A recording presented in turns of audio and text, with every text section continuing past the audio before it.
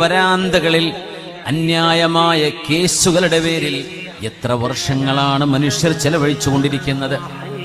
നിരപരാധികളായ ആളുകൾക്കെതിരെ കേസ് കൊടുക്കുന്നു.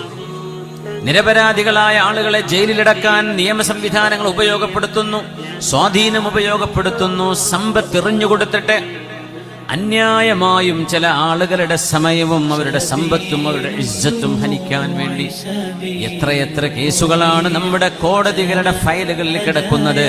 അതിലേറിയ കൂറും പച്ച നുണകളാണ്. നമ്മൾ ആലോചിക്കണം, ഒരു മുസ്ലിമിന് ഇത് ചെയ്യാൻ പറ്റുമോ? ഒരു മുസ്ലിം വിശ്വാസികത ചെയ്യാൻ പറ്റുമോ?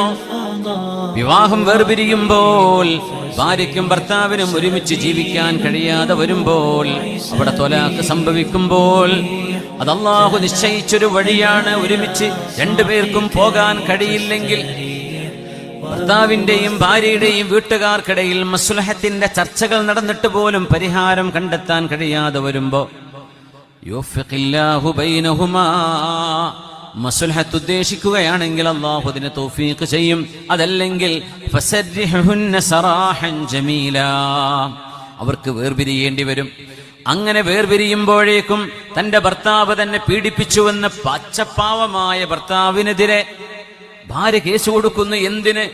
ഒന്നും ചെയ്യാതെ ആ പെണ്ണിനെ സഹിച്ചു കൊണ്ട് നടന്നിട്ട് പോലും